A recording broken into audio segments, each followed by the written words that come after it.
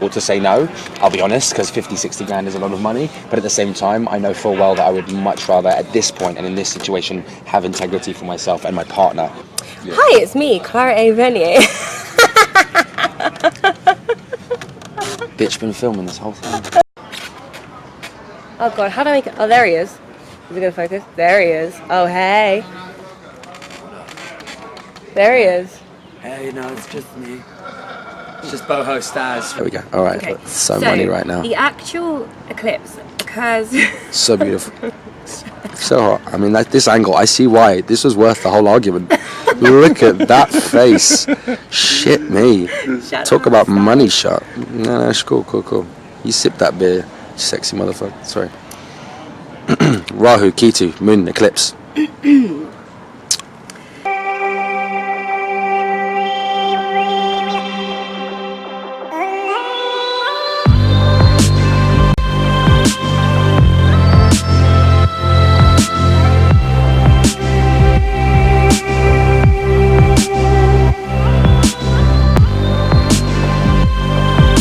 Then, if you need to focus it, just touch my little face on the screen. Touch the face. Touch the face. Oh, Love touching your face. It's a very touchable face. Oh, touch it. Touch it. Touch it real. We've been filming for the last 25 seconds, so Okay, I'm just waiting for you to... what's up? Welcome to Spirit Pickle. This is Nick. Oh, wait.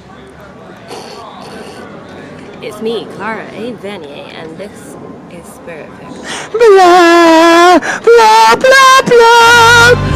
Blah, blah. Wait, how's the song go? That's what I'm singing. Blah, blah, blah, blah. Yeah. Thanks for the advice. So, it is the longest eclipse in 120 goddamn years. Goddamn right. 120 years, there hasn't been a lunar eclipse like this. For the people out there watching this who basically think that the eclipse is just like, oh, it's the shadow of the earth holding in front of like the moon or something. No. Okay, right, there we go. Oh, that's nice. Oh, that's a vantage shot. Look at that. Favouring the... Oh. Okay, you move around and the focusing goes. Yes, all right. Come on, beanbag. Okay, so Consequences. yeah, it's not the fucking shadow of the earth that's passing in front of the moon. It is K2, which is the south node of the moon. And K2 is by far the most spiritual celestial body. K2 is only concerned with that which is not of this earth. So all spiritual matters belong to K2. Everything that is non-physical is the business of K2. K2 is the body, if we look at it as a sort of, from a symbolic standpoint, K2 is the body of the dragon, Rahu is the head. Rahu is this hungry dragon who is totally of this world and really wants to experience physical earth reality. Nom nom nom nom nom nom nom. And he literally is a head who just consumes food but has no body. K2 is the body that's the other end of the axis on the zodiac wheel, which is just a body, has no head, has no ego, isn't comfortable being in this earth, isn't comfortable having an ego. That's why K2 ruled people, so people with the nakshatras Ashwini, Maga, Me. and Mula. Probably Kane, to be fair. We tend to be the people who are the most uncomfortable with human earth life. So, let me get this. Yo, look, monkey. I obviously wasn't in frame, baby. So, Come on, I got you. What I want to just point out is a few headers for those of you who are interested in reaping the spiritual benefits of the eclipses, and also making sure... Eclipses? Laws! And also making sure that anyone who's watching this is aware of the dangers that surround this very intensely spiritual time. So around the actual event of the eclipse, which is, hang on, let me just get the actual time. I'm going to be talking in GMT, which is Greenwich Mean Time, because that's sort of like the center of time. So from 5 PM Greenwich Mean Time, I'll put down here what the other times are for the general areas in the world. But from 5 PM to about midnight, you really want to be focusing on everything that you want to bring in to your life and doing that sort of inner work which you have been putting off for a long time. You want to be considering what it is that you want to banish from your life, focusing on the thought of that stuff disappearing from your life, and focusing on the thought of bringing in all that you want to bring into your life. The actual eclipse window of when the most potent energy is in the air, in the ether, is the time when, for those of you that listen to mantras or who chant, that is the time when the effects that one gains from chanting or listening to mantras is, I mean, multiplied thousands of times over. This is a celestial event which there has not been one quite like this for about 120 years. So you can call it a once in a lifetime type event, in the sense it's almost like the celestial dance which is forever occurring over our head, just for a short while sort of stops and allows you to recalibrate your thoughts and recalibrate your mind. Go. You know what I mean when it's going. It's better that you can see my brain up my nose. Okay, sit still. Let me see if I got it right. Is this right? Around there?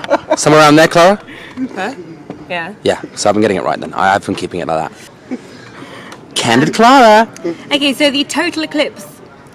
Okay, right. Let me just read you from this fucking website. Not very keto of me. It's entirely a rahu of me. So, about 5 p.m, you want to focus on everything that is important to you. What you want from your life. What you want especially from the near future. The partial eclipse begins at 6:30 p.m. GMT, or UT actually, Universal Time. The total eclipse begins at 7 or 19:30, so 6:30 at night. The maximum eclipse is at 21 minutes past 8. So the couple of minutes before 21 minutes past 8, and the few minutes after 21 minutes past 8, it is so important that we sit in meditation, we sit with in real quiet. We don't let ourselves be influenced by anything external, and we just really, really focus on our goals and aims and what it is that we've been trying to get rid of for however long. So the total eclipse ends at 21:13. So that's just over an hour, or is it? No, it's just under an hour. So really, for those of you who are serious about getting some movement going in your life or getting some things overhauled, that hour should be spent with a one-point focus and, listening to mantras, listening to chants, listening to this beautiful music. So the total eclipse ends at 21:13. The partial eclipse ends at 20 minutes past 10, and the whole eclipse sort of ends at about 11:30. But really, I would wait until well after midnight, until you sort of take your focus off of the important shit. So, just a few warnings. It is generally observed that it is not wise or auspicious to cut your hair, cut your nails, generally sort of like penetrate your aura, even with things like food. It's not wise to take any drugs. It's not wise to drink during the time of the eclipse. Okay, so so there's something called a prahara, which is the equivalent of 1/8 of a day. So it's generally observed that for, was it 3 or 4 praharas? 3. 3 praharas. No, are they 3 hours each, or are they 4 hours each, depending on whatever? It's either vice versa. So if they're 4 hours each, put it this way. It's 4 praharas, because they're 3 hours each. 100%. It's 4 praharas, 3 hours each. I'm sure of it. For the day of the eclipse, so Friday, if you really, really, really would like to get with the frickin' vibes that won't, that haven't occurred or won't occur again this century, it's the longest eclipse. It is advised not to eat and to focus. Not to consume anything, and any food that's prepared during the time of the eclipse, it must not be eaten. There is an abundance of mythology as to why this is, which I won't bore most of you with, but generally I think you guys can really take this advice I'm about to give don't eat for the few hours surrounding about 9 p.m. Whatever you do, don't watch the eclipse. Now, I think it's fucking incredible that whenever I go onto Google, there's all number of newspapers or online sort of whatever publishing entities who are encouraging that we go outside and watch this event in the sky. Now, if you imagine that literally what you are watching is a sort of like physical representation, or like a physical manifestation of our minds being eclipsed by you know, a sort of almost like demon who is just absolutely not of this earth and not concerned with earthly matters whatsoever. To encourage that we then go and actually experience it, I mean, it's so irresponsible. And I'm a conspiracy theorist, so I'm of the opinion that whoever it is encouraging us, or encouraging people to write articles encouraging the public to go out and watch this event, are probably the same people who encourage us to do many of the, you know, soul and life destroying things that we partake in from day to day, whether that is partaking in the consuming of poisons, you know, like wine, beer, Hyperconsumerism, you know, hypersexuality, all exactly, of them. eating flesh. I'm not passing judgment at all on drinking alcohol, eating meat, having, you know, promiscuous sex, whatever it is. It's just it's the manner in which you obtain the flesh that you're eating, or what effect the alcohol has on you, or who it is that you are having casual sex with. Whatever it is, whatever these things are,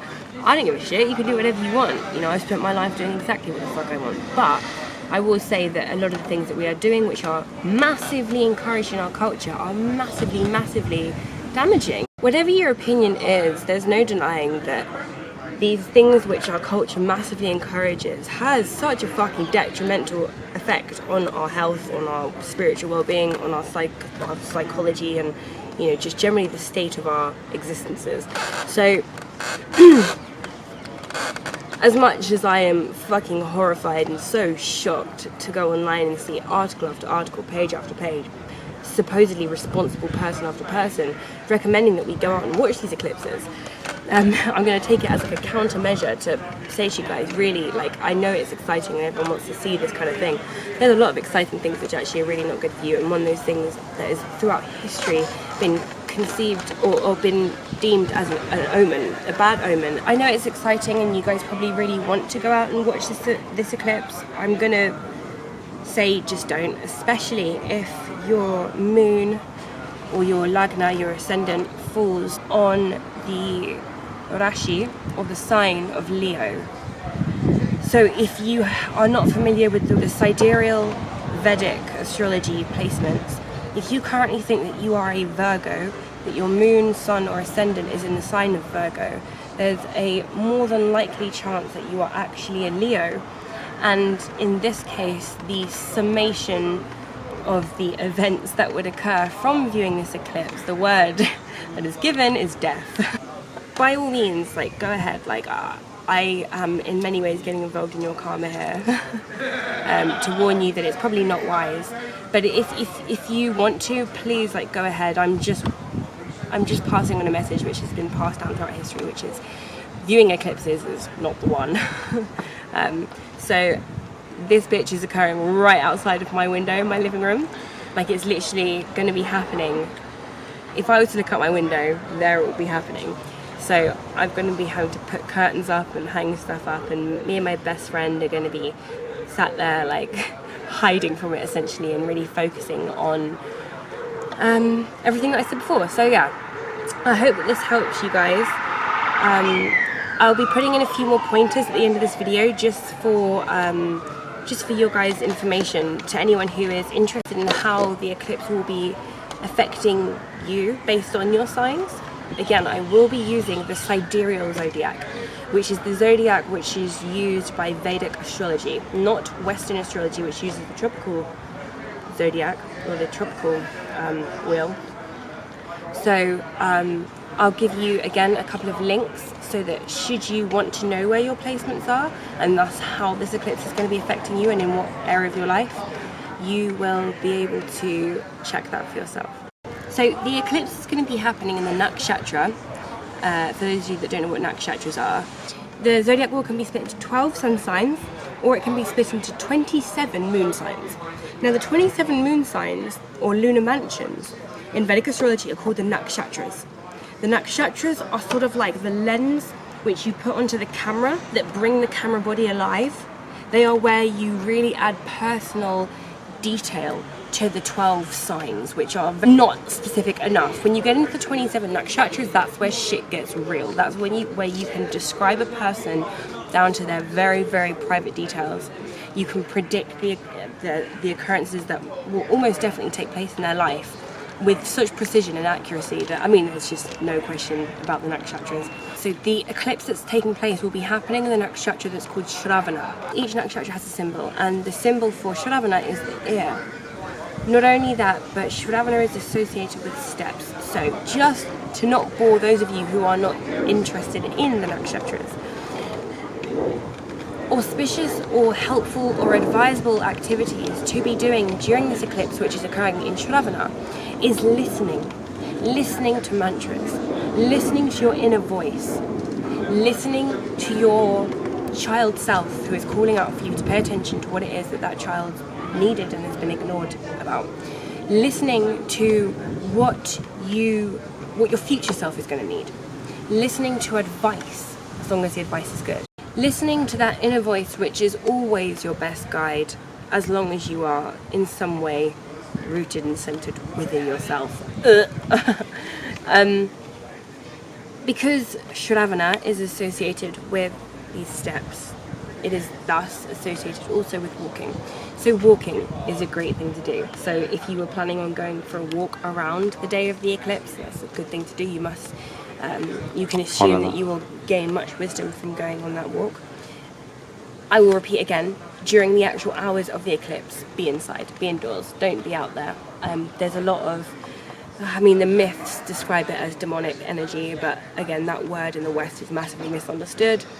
We forget that humans can be way more beneficial and kind than the gods, and way more demonic and evil than the devils or the demons. So don't judge anything like that when I say that. I'm just saying it's not easy to work within that sort of energy if you are not predisposed to be able to do that, if you don't have particular nakshatras in your chart to be able to work with things like demons or these sort of more malefic energies. So yeah, stay indoors, but if you're planning a walk on the day of the eclipse, Shravana is a great nakshatra for the moon to be in, which is in. Anyway, Staz's arm, I think, is killing him now. Lower spine. No big deal. Entire body, whole soul being. No, not at all. So, happy eclipse, and yeah, get down and dirty with it, because this is a big one. This is literally one of those like once in a lifetime things, and I think it would be such a foolish waste of what is only one evening of your entire life to do anything but focus on the betterment of yourself and everyone else. But yeah, anyway, big love. I'm Clara, that's Staz.